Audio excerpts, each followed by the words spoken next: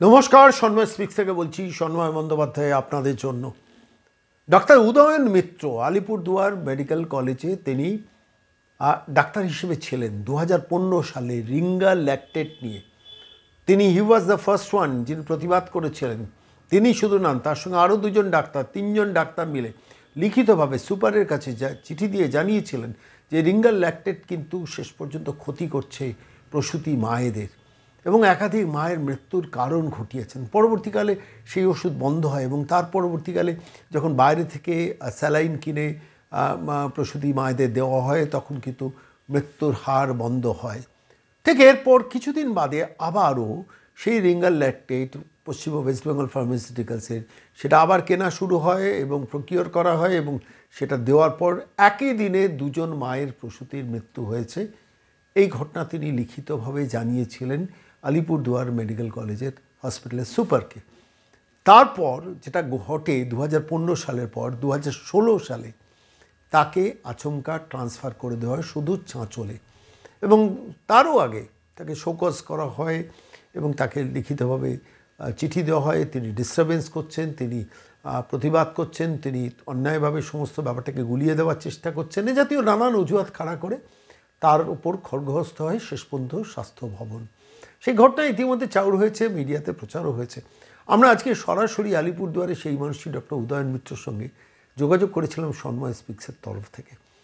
সরাসরি তার মুখ থেকে আমরা শুনবো যে কীভাবে মানুষটি সেই দিন পশ্চিমবঙ্গ ফার্মাসিউটিক্যালস এই রাজ্য সরকারের ভাইপো ভাসুরের ইনভেস্টমেন্ট যে কোম্পানিতে আছে, যে কোম্পানিকে বাঁচানোর জন্য মমতা বন্দ্যোপাধ্যায় নিজে প্রেস কনফারেন্স করছেন, যে কোম্পানিকে বাঁচানোর জন্য ডান দিকে চিফ সেক্রেটারি, বাঁ দিকে স্বাস্থ্য সচিবকে নিয়ে প্রেস কনফারেন্স করছেন, যে কোম্পানিকে বাঁচানোর জন্য মুখ্য সচিব এবং স্বাস্থ্য সচিবকে দিয়ে প্রেস কনফারেন্স করাচ্ছেন, যে কোম্পানিকে বাঁচানোর জন্য 12 জন ডাক্তারকে মেদিনীপুর মেডিকেল কলেজ হসপিটালে আচমকা সাসপেন্ড করে 20 স্যালাইন থেকে পুরো ব্যাপারটাকে দৃষ্টিটাকে ঘুরিয়ে দেওয়ার চেষ্টা হচ্ছে।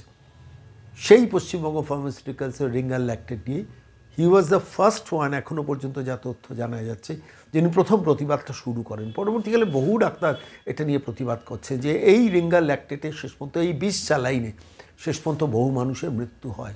আমি এই প্রসঙ্গে একটা তথ্য আরেকবার বলবো, বারবার বলছি, 2023-24 সালে এই পশ্চিমবঙ্গে 1162 জন প্রসূতি মায়ের মৃত্যু হয়, অর্থাৎ জন্ম দিতে গিয়ে মারা তাদের জীবনটা হারিয়ে ফেলে।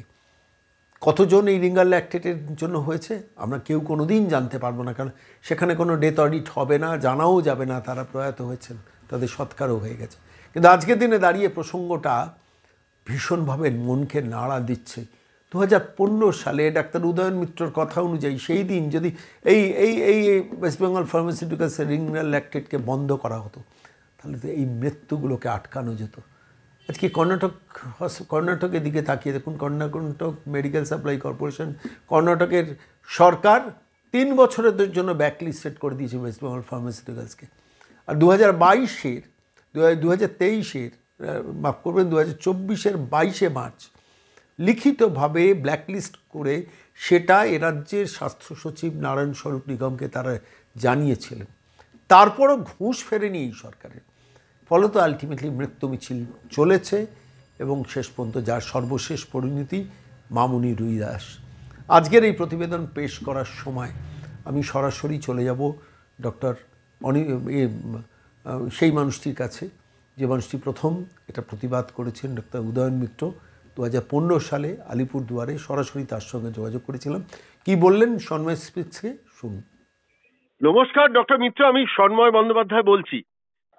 হ্যাঁ বলুন, আমি ডক্টর উদয়ন মিত্র আলিপুরদুয়ার থেকে বলছি। হ্যাঁ, বলছি যে আপনার একটা চিঠি ভাইরাল হয়েছে এবং সেটা মিডিয়াতেও এক্সপোজড হয়েছে যে আপনি দীর্ঘদিন আগে এই রিঙ্গার ল্যাকটেট নিয়ে আপনি প্রতিবাদটা করেছিলেন এবং অন্যান্য আরো কিছু ওষুধ নিয়ে আপনারা 3 জন ডাক্তারবাবু সরাসরি কমপ্লেন করেছিলেন এবং তার রেজাল্ট হিসেবে শেষ পর্যন্ত আপনাকে ঠিক পরের বছরই কয়েক মাসের মধ্যেই আপনাকে ট্রান্সফার করে দেওয়া হয় এবং তারপর আপনি সরকারি হসপিটালে জয়েন করেনি। এক্স্যাক্টলি মানে আপনি কি মৌখিক ভাবেও প্রতিবাদটা সুপারের কাছে করেছিলেন? তার আগে একটু যদি ব্রিফ করেন আমাদের। ঘটনা হলো, আমি তো আলিপুরদুয়ারে ওই সময় আর কি আলিপুরদুয়ারে গাইনি ডিপার্টমেন্টের মেডিকেল অফিসার হিসাবে কাজ করছিলাম। হ্যাঁ, তো আমাদের ওই 2015 সালের ওই এপ্রিল মাসে মে মাসে দেখা গেল বেশ কিছু ম্যাটার্নাল ডেথ হয়ে গেল হুম যেগুলো খুব আনপ্রেডিক্টেবল, হুম হুম যেগুলো এরকম হওয়ার কথা ছিল না। অপারেশন করার পরে তার হঠাৎ করে ব্লিডিং আরম্ভ হলো, তার কিডনি শাটডাউন করে গেল, প্রেশার হুম কমে গেল, পেশেন্টটাকে আমরা সেভ করতে পারলাম না। হুম এরকম বেশ কিছু পেশেন্টের আমাদের এরকম সমস্যা হলো। হুম তো সমস্যা হওয়ার পরে ম্যাটারনাল ডেথ হলে সেটা তো খুব মানে একটা বড় ব্যাপার। হুম হুম হুম সেটা পুরো ডিপার্টমেন্ট এটা ইনভলভ হয়ে যায়। তখন আমাদের লোকাল অথরিটি ইনভলভ হলো। তাদের আমরা বললাম যে এরকম তো হওয়ার কথা না। হুম এবং আমাদের যেটা তখন প্রেডিকশন ছিল যে কোনো একটা ওষুধ পত্র থেকে কোনো একটা সমস্যাটা হচ্ছে, আমরা রিঙ্গারটাকে তখন আইডেন্টিফাই করেছিলাম। হুম হুম আইডেন্টিফাই করে লোকাল যে অথরিটি, আমাদের হসপিটাল সুপারিনটেন্ডেন্ট, লোকাল যে যখন সিএমও সাহেব গিয়েছিলেন, ওনাকে বললাম যে আমরা এরকম সমস্যার জন্য এরকম হচ্ছে, যদি বেটার হয় আপনারা বাইরে থেকে পারচেস করুন, রেপুটেড কোম্পানি। হুম এখন সরকারি যে সাপ্লাই ছিল, তখন ওনারা যেটা করলেন, ওনারা ব্যাপারটা অনুধাবন করতে পারলেন এবং সরকারি সাপ্লাইটা বন্ধ করে ওরা বাইরে থেকে কিছুদিনের জন্য আমাদের ওই রিঙ্গার ল্যাকটেট সাপ্লাই করতে শুরু করলেন। হুম হুম হুম তারপরে যেহেতু এটা ওনাদের লোকাল ডিসিশন ছিল, হয়তো উপর থেকে তখন ওনারা অ্যাপ্রুভাল পাননি, তখন কিছুদিন পরে ওনাদের ওটা আবার পারচেস করা বন্ধ করে দিলেন। হুম হুম হুম আবার সেই পুরোনো জিনিসপত্র ব্যবহার করতে শুরু করলাম আমরা, হুম এবং আবার একইভাবে দুটো মা একদিনে মারা গেল। আচ্ছা একইভাবে যেটা মেদিনীপুরে এখন যে ঘটনা ঘটেছে, সে একই সেম ঘটনা। হুম হুম হুম হুম তখন তো আমরা খুব প্যানিকি হয়ে গেলাম। আমাদের মানে অপারেশন করতে গিয়ে আমরা খুব টেনশনে পড়ে গেলাম, কে বাঁচবে কে মরবে আমরা বুঝতে পারছি না। হুম তখন আমরা আবার একটা ওনাদের সঙ্গে কথা বললাম, কথা বলে একটা আমরা রিটেন দিয়ে দিলাম, আমাদের অবজারভেশন নোট দিলাম একটা ওনাদের, হুম হুম যে আপনারা আমরা অবজারভেশন নোট দিচ্ছি, আপনারা এই বেসিসে যদি আপনারা কিছু করতে পারেন। হুম হুম হুম তা ওনারা কিছু করতে পারলেন না, হয়তো স্বাস্থ্য ভবনের অ্যাপ্রুভাল ছিল না। হুম হুম হুম তো তখন আমরা কি করলাম, আমাদের তখন নিরুপায় হয়ে গেছে, আমাদের তো ওষুধ আমরা বাইরে থেকে কেনাতে পারছি না পার্টিকে দিয়ে। হুম হুম হুম তখন আমরা কি করলাম, নর্মাল স্যালাইনটাকে ইউজ করতে শুরু করে দিলাম রিঙ্গানের বদলে, হুম হুম যেটা অল্টারনেটিভ ব্যবহার হিসাবে যাতে আমরা কাজ চালাতে পারি। হুম হুম এই নর্মাল স্যালাইন যখন চালু করলাম, তখন আবার সেই ম্যাটারনাল ডেটটা কমে গেল, হুম হুম যেমন অ্যাজ ইউজুয়াল হওয়ার কথা সেরকমই হলো। হুম হুম তো এই একটা ব্যাপার ছিল আর কি। তো আপনি যাই হোক, এটা আপনি নিয়ে আপনাকে কি স্বাস্থ্য ভবন কোনোদিন ডেকেছিল এই ব্যাপারে কথা বলার জন্য?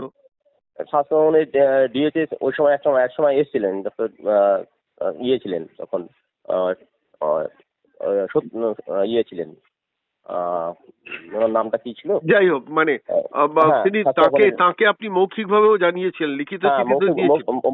মৌখিকভাবে জানিয়েছিলাম। ওনাদের এই যে কাগজপত্রগুলো দেওয়া হয়েছিল, হুম তো কোনো কোনো ডক্টর সৎপতি ছিলেন তখন। সৎপতি ছিল? হ্যাঁ, তখন ওনারা আমাদের সঙ্গে এগ্রি করলেন না। ওনারা বললেন যে না, এটা তোমাদের জন্যই হচ্ছে এগুলো।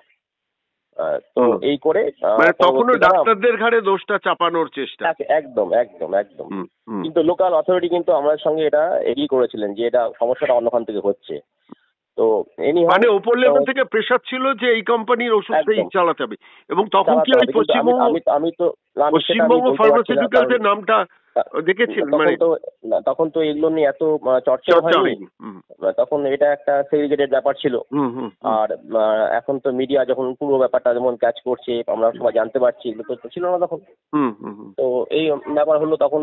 তারপরে ওনারা আমাকে একটা শোকজ লেটার দিলেন যে তোমরা এইসব ব্যাপারে বেশি মাথা ঘামিও না। আচ্ছা, এইসব ব্যাপারে মাথা না ঘামানোর জন্য শোকজ লেটার। বাহ। হ্যাঁ, তো যাই হোক, একটা জিনিস যেটা করলাম আমরা, সেটা হলো ওই রিঙ্গারটাকে বাদ দিয়ে দিলাম। বাদ দিয়ে নর্মাল স্যালাইন, আপনি এখন খোঁজ করে দেখবেন যে আলিপুরদুয়ারে কেন অনেক জায়গায় এখন নর্মাল স্যালাইনটাকে ইউজ করছে ওরা। আচ্ছা, যদিও এটা আমাদের মানে টেক্সট বুক টিচিং হিসাবে কিন্তু নর্মাল স্যালাইনটাকে আমরা দেই না, ঠিক আছে?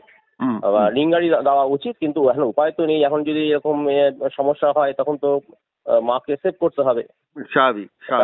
এটা আমার পেশেন্টকে তো সেভ করতেই হবে না, একটা অল্টারনেটিভ রাস্তা ভাবতে হবে আমাকে। তো এই হলো ঘটনা। ডক্টর মিত্র, আপনার কারেজের জন্য অনেক ধন্যবাদ। অ্যাটলিস্ট মানে আজকে যেটা আলোচনা, বেসিক্যালি দেখুন, মানে এগুলো তো সবারই জানানো উচিত। আমরা এখন সাহস করে একটু জানিয়েছিলাম, তার জন্য আমার বোর্ডে কিছু সমস্যা হয়েছে, আমাকে চাকরি থেকে ছাড়তে হয়েছে। কি করা যায় বলুন? এখন মানুষকে তো বাঁচাতে হবে। আফটার অল তো আমার ডাক্তার হিসেবে আমাদের কাজ হলো পেশেন্টকে কভার করা, মানে ডাক্তারদের বলি করা, ওষুধ কোম্পানির জালিয়াতিটাকে বাঁচানো একটা সরকারের প্রায়োরিটিতে 10 বছর আগেও ছিল, এখনো তাই। অদ্ভুত চলছে হ্যাঁ, পশ্চিমবঙ্গে। বেসিক্যালি দেখুন, এটা জেনে যদি সরকারের সদিচ্ছা থাকতো তাহলে কিন্তু এই সমস্যাটা তখনই একটা সমাধান হয়ে যেত। ঠিক ঠিক। এবং এখনো কিন্তু ওনাদের সদিচ্ছা আছে বলে আমার মনে হয় না। না না, নেই তো, পরিষ্কার বোঝা যাচ্ছে। ডাক্তারদের পেছনে পুলিশ নিয়ে দিচ্ছেন, বুঝতে পারছেন না? হ্যাঁ, সাসপেন্ড করছে, এভাবে তো সমস্যার সমাধান হবে না। ঠিক ঠিক। হ্যাঁ, একটা তো ব্যবস্থা করতে হবে। যাই হোক, আপনারা নেমেছেন, আমরা সবাই যদি আমরা চেষ্টা করি, যদি ব্যাপারটা আমরা সলভ করতে পারি তাহলে খুব ভালো হয়। ডক্টর মিত্র, অনেক ধন্যবাদ এতক্ষণ সময় দেওয়ার জন্য। অনেক ধন্যবাদ ফোন করার জন্য। যোগাযোগ। রাখছি। ওকে।